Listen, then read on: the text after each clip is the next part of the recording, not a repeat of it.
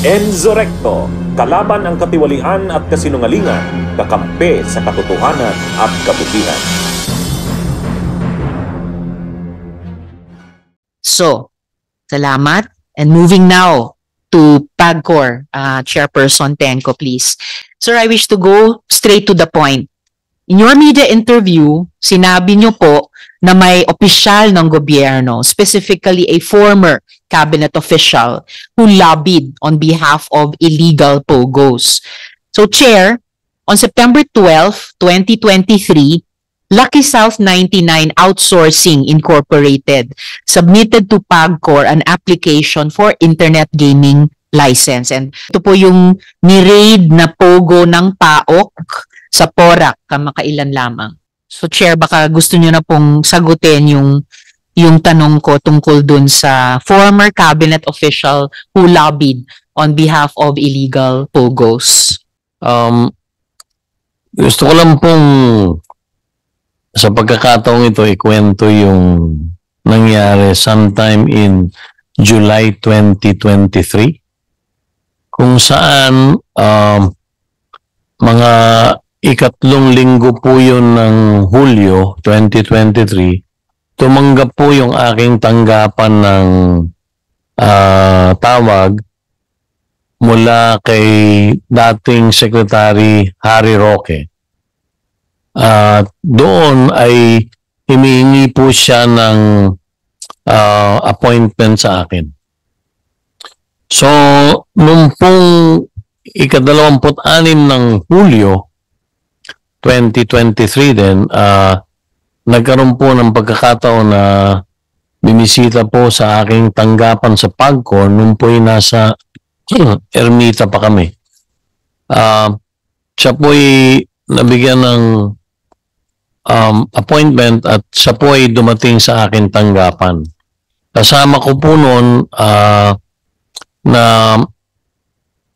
sa akin tanggapan ay si Attorney Jessa Fernandez na nandito rin naman. Siya po ang head ng OGLD. Dumating po si dating Secretary Harry Roque, kasama po ang isang babae at ipinakilala po niya sa amin ni Attorney Jessa. Ang babaeng yun ay si Cassandra Leong. At sa kanya pong pagpapakilala sa amin ay sinabi po niya na may problema po na hinaharap si Binibining Cassandra Leong at ito ay nauukol sa kanyang pagbabayad ng lahat ng mga billing ng kumpanyang kinakatawan niya sa PAGCOR. So, tinanong ko po si Binibining Cassandra Ong kung ano ba yung problema. At ang sabi po niya, siya daw po ay nagtiwala sa kanilang authorized representative na nagngangalang Mr. Dennis Cunanan. At yun daw po 6 na buwan na dapat ibinabayad nilang mga buwis sa PAGCOR ay binibigay niya kay Ginoong Cunanan para ibayad sa PAGCOR.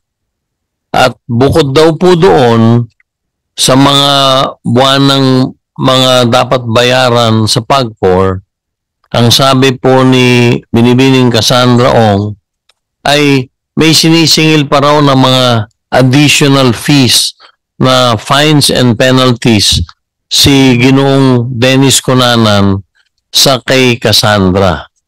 So, ang kwento po niya, buwanan po, ibinibigay niya yung pera kay Ginoong Dennis Cunanan at pinaniniwalaan niya na yun ay ibinabayad sa PAGCOR.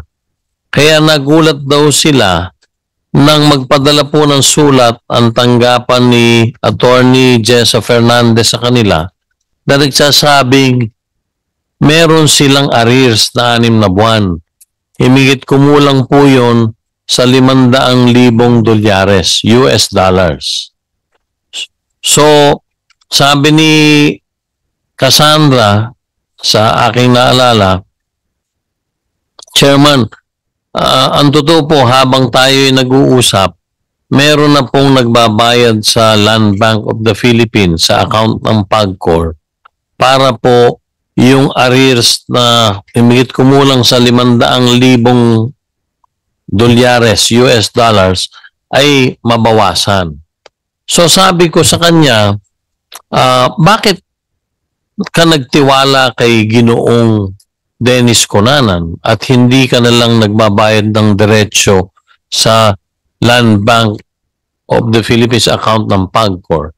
Ang sabi po niya ay si Ginoong Cunanan ay pinagtitiwalaan niya sapagkat siya ang nag-facilitate nung lisensya nung kumpanyang kinakatawan niya at ganoon din siya ang official na kinatawan ng kumpanyang yon na nakaregister sa PAGCOR.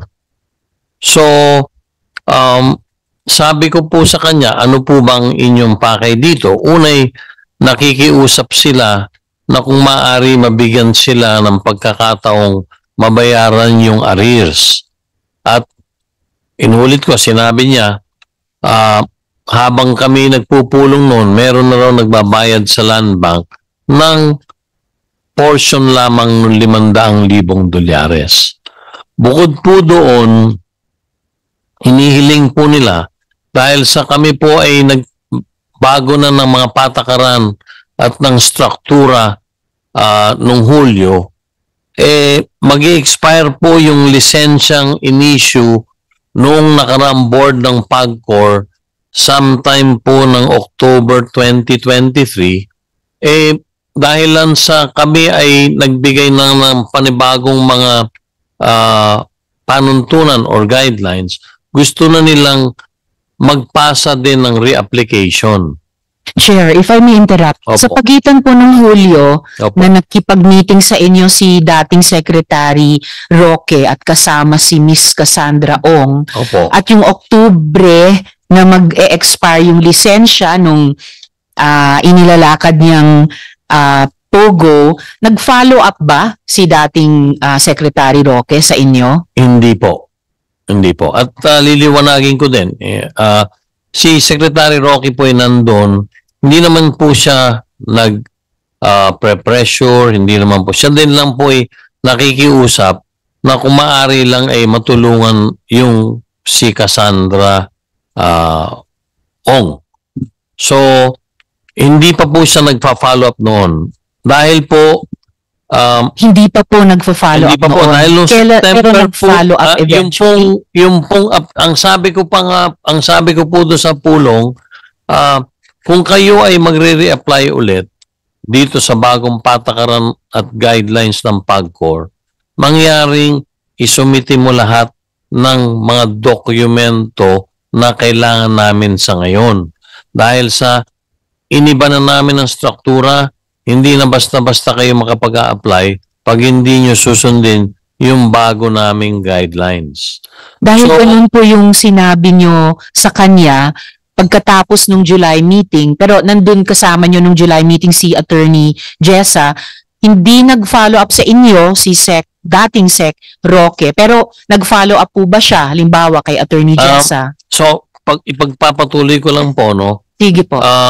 Pagkatapos naman po, sabi ko, pwede, yun po ang aking sinabi sa kanila, may bagong patakaran na, maghihigpit na po kami dahil nga dito sa mga nakita nating mga naganap nung bandang Mayo nung panahon na yon at maraming mga lumalabas po ng mga hindi magagandang balita tungkol sa iba't ibang mga licensees ng PAGCOR. Nakapag-file po sila sometime in September na 2023. Babalikan ko lang po, noon ding hapon na yon, pina-check ko, tunay nga pong nagbayad si Cassandra or yung kinatawan niya sa Land Bank sa pamamagitan po ng kopya ng deposit slip ng himigit kumulang mga 203,000 US dollars. So, So ito po sa pamamagitan ni Mr. Cunanan. Hindi po. Hindi pa. Nung pong kausap ko, ulitin ko po, nung kausap ko po si dating Secretary Harry Roque, gayon din po si Binibining Cassandra at kami nga po ni Attorney Jess ang kaharap. Sabi po niya, habang nakikipag-usap po sila sa akin, meron na pong kinatawan na nagbabayad sa land bank. So para po ma-validate yung inulat, yung sinabi niya sa amin na yon, ang utos ko po kay Attorney Jesse, pakisubaybayan mo nga kung tunay na sila'y nagbayad nung araw na yon. Wala po siyang binanggit kung magkano. Ang sabi lang po niya, sila po ay kasalukuyang may kinatawan na silang nagbabayad dun sa land bank. Excuse me, Chair. Yes, sir. Sen. Nancy. But yung diniposito nila, kulang pa din po yun. Opo. So, nung hapon nga po, sabi ko kay Attorney Jessa, pag alis na po nila, pakisubaybayan natin kung totoo yung sinasabing magdideposito sila. So, nung hapon din yun po, nakatanggap na kami ng bank deposit slip sa account po ng PAGCOR at ito po ay nagkakahalagang 203,000. In short, Senator Binay, hindi po yung kabuoang amount na 500,000 ang naibayad. Kasi sabi din po, baka din daw pwedeng payment over time yung arrears dahil nga naloko sila ni Ginoong Dennis Cunanan. So, pagkatapos po noon, wala naman pong pakikipag-usap sa akin na si Attorney Harry Roque at nakapag-file po sila ng reapplication noong September 2023.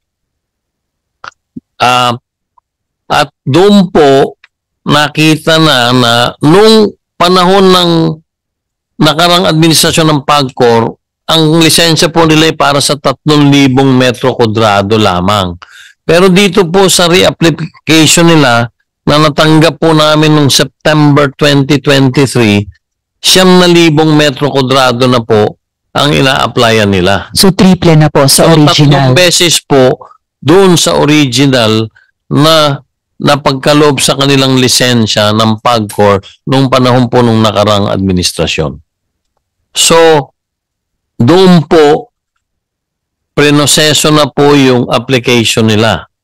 At marami po silang mga kulang na mga iba't ibang mga dokumento dahil naghihigpit na po kami. After doon po, diretso na pong tumatawag si Attorney Roque or nakikipag-ugnayan kay Attorney Jessa Fernandez. Ilang beses po tumawag si dating Sec Roque kay Attorney Jessa? Pwede po bang si Yes, Attorney Fernandez po ang aking pasagutin dahil siya, sa kanya po diretsong nagfa-follow up si Attorney Roque. Sige po, Attorney. Before Attorney Jessa, Sen. Nancy. To reiterate, Opo. after nung meeting na yan, never nyo na ho nakausap. Hindi po, wala na po. At ulitin ko din po, hindi po naman niya ako pressure. Kumbaga, bilang abogado siguro, bilang kliyente niya, nagfa-facilitate lang at nakikiusap po siya. So parang sinamahan na lang po. Sinamahan po niya.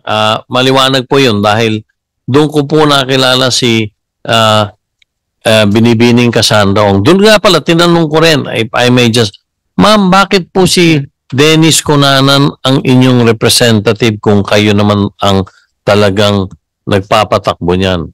Noon daw pong panahon na nag-a-apply sila ng lisensya, siya daw po ay inadvisean ng kanyang abogado at ng PAGCOR na baka masyado siyang bata na maging authorized representative sapagkat nung panahon po na yon, noong 2020, kung di ako nagkakamali, ang banggit po niya sa akin, siya'y 19 na taong gulang lamang. Teenager. Sino pong abogado niya na nag-advise? Wala pong sinabi sila eh. Kaya sabi niya, ang pinili po namin ay si Mr. Dennis Cunanan na lang maging authorized representative ng kumpanya dahil siya naman ang nagpa-facilitate ng lisensya namin sa PAGCOR. Yun po ang ano niya. So, kung pahintulutan niyo po, Sa akin po, sa tanong ni Senator Binay, hindi na po nakipag-ugnayan si Attorney Harry Roque. Si Attorney Jessa po na siyang head ng licensing, siya po ang nakakausap or nakaka-text, nakakapag-ugnayan kay Attorney Roque. So with your permission po, Yes, salamat, Chair. So, Attorney Jessa, ilang beses kayo tinawagan ni dating Secretary Roque, or ilang beses po siya kumausap pa sa inyo pagkatapos ng pulong noong July 2023? Ma'am, sa pagkakatrace ko po, 5 times po siya tumawag. Nagtatanong lang naman po siya kung ano po yung mga lacking documents na kailangan pang i-comply. Then sinendan ko po siya ng listahan kung ano pa po yung kailangan nilang i-comply, at nag-reply po siya doon ng salamat. And then isang beses din po message po siya na ini-inform lang po ako na nag-retain po sila ng lawyer for the AMLAC filing, at it will be filed in 3 weeks latest. Thanks and FYI. Then, 2 beses po na tawag niya, hindi ko po nasagot dahil po meron po akong meeting. And then, 1 beses po ay nagpa-follow up po ulit siya kung ano po yung status ng application nila ng Lucky South. Yun So, lahat-lahat po, Attorney Jessa, may isang text si dating Sec Roque, may 5 tawag na nakapag-usap kayo, plus 2 tawag na hindi nyo nasagot yung tawag nila, plus 1 follow-up pa. So lahat-lahat, 9 na beses siya, si dating Sec Roque nag-follow up sa inyo. 6 lang po, ma'am. Bali, 3 nasagot, 2 hindi po nasagot. And then, nung May 14, 2024 po, in-inform ko po siya ng decision po namin na i-deny yung application ng Lucky South because nakakita na po talaga kami ng reason para po hindi na po talaga sila bigyan ng lisensya at that time. Salamat po. So, 6 in total yung pag-follow up niya. Kami pa rin. Usually, 3. Ano na yun par for the course na, pero doble pa doon, 6. So, Attorney Jessa, so ito po, na-load na po namin yung itong slide na ito. Ito po yung naka-flash ay official attachment sa application ng Lucky South 99. Tama po ba? Ito po yung attachment dun sa original application nila. Tama po, ma'am. Salamat. And nakikita po natin dito mga 3 level sa ilalim ng presidenteng si Julian Linsangan III. May kahon dito na ang legal nila ay si Attorney Harry Roque. Yes, before you answer Gusto ko lang tanong, so inform nyo through text, may sagot ba?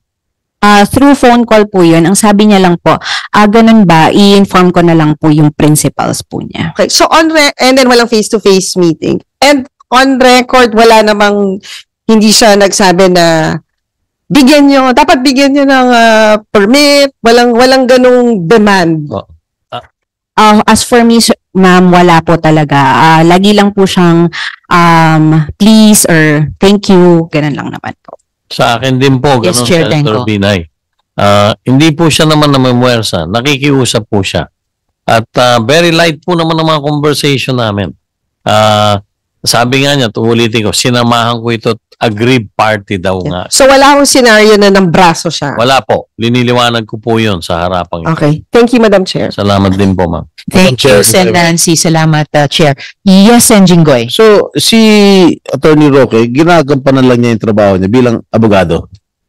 Maaari pong ganun dahil siya po ay nagsabing gusto niyang tulungan sa abogado nga ni Binibining Cassandra Ong, at doon nga po ay lumabas muli sa bagong application na po noong September 2023 na siya na po ang legal head doon sa organizational chart po na sinamit po na reapplication ng nasabing kumpanya.